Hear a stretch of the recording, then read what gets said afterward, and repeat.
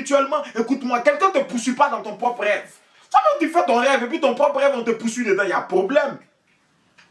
Mais moi, je règne, je dois régner dans mon règne. C'est mon rêve ou bien c'est ton rêve? Pourquoi c'est moi dans mon rêve, tu avais me poursuivre?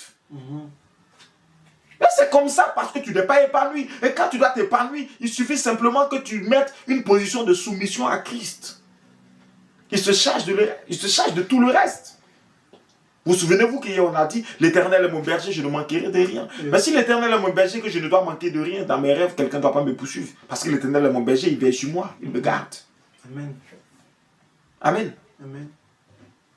On doit avoir une totale soumission au roi, le roi des rois, le Christ, le souverain.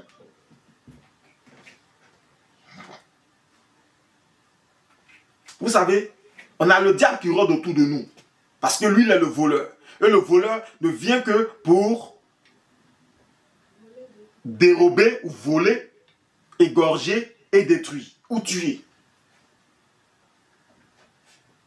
Mais il y a un moyen pour que cela ne soit pas notre lot, cela ne soit pas notre partage.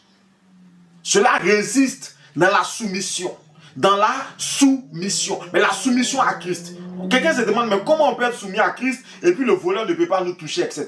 Prenons Jacques. Jacques chapitre 4, verset 7. Jacques chapitre 4, verset 7.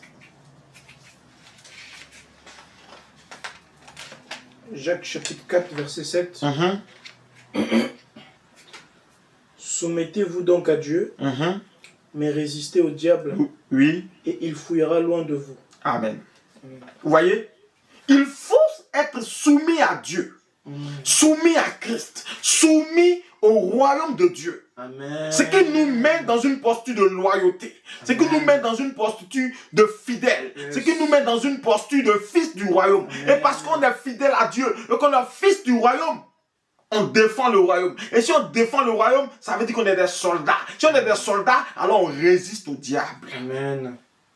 On résiste au diable. Le diable n'a plus de pouvoir parce qu'on lui résiste. On dit, hé, tu peux pas. Satan, tu peux pas. Satan, tu es un menteur. Satan, tu as échoué. À un moment donné, il dit, mais ce gars, il me tient tête. Mais je vais le cogner. Mais quand il vient, il ne peut pas parce que le bouclier qui est là, c'est le bouclier de Jésus. Il fait tout, il ne peut pas. Finalement, il fuit.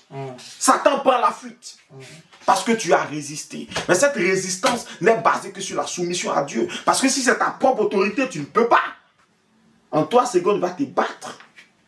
Tu vas crier le feu, le feu, le feu, le feu. Le même feu va te consumer toi-même. Parce que Jésus n'est pas dedans. Mais quand la soumission est dirigée vers Jésus, la résistance à Satan, elle est efficace. Elle est effective. Et là, Satan est vaincu. Amen.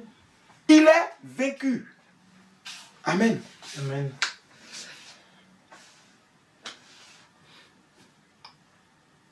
Il faut savoir que le Seigneur Jésus nous a dit une chose très intéressante. Dans Jean chapitre 14, verset 15.